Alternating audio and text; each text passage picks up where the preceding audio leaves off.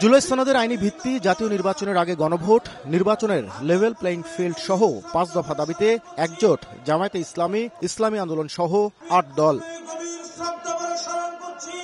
রংপুর নগরীর কালেক্টরেট ঈদগাহ মাঠে বিভাগীয় সমাবেশে যোগ দেন হাজারো নেতাকর্মী। প্ল্যাকার্ড, ব্যানার, ফেস্টুন নিয়ে দলে দলে যোগ দেন তারা। মিছিল, স্লোগানে মুখর হয়ে ওঠে গোটা এলাকা। 8 দলের শীর্ষ নেতারা বলেন, এবারের বাংলাদেশ হবে ইনসাফ, ইসলাম ও কোরআনের। এদেশে আর কোনোদিন কাউকে ফ্যাসিবাদ কায়েম করতে দেয়া হবে না বলে হুঁশিয়ারি দেন তারা।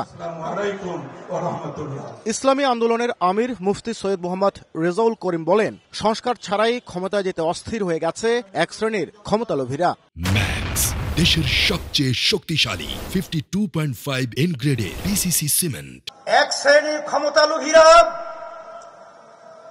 সংস্কার এবং দৃশ্যমান বিচারকে গুরুত্ব না দিয়ে ক্ষমতায় যাওয়ার জন্য শুধু পাগল নয়, ডবল পাগল হয়ে গেছে। জামায়াতের নায়েবে আমির অধ্যাপক মুজিবুর রহমান বলেন, নির্বাচনের আগে গণভোট দিয়ে ভোটের চরিত্র বদলাতে হবে। আগামীতে গণভোট যখনই হোক, যেভাবেই হোক, আমরা আগে চাই, তাহলে গণভোটের পক্ষে আপনারা হ্যাঁ বলবেন। নির্বাচিত হলে তিস্তার পানির ন্যায্য হিস্সা, মহাপরিকল্পনা বাস্তবায়ন সহ রংপুর অঞ্চলের বৈষম্য দূর করতে 8 দল কাজ করবে বলেও জানান বক্তারা। নাজমুল ইসলাম নিশাত, সময় সংবাদ, রংপুর।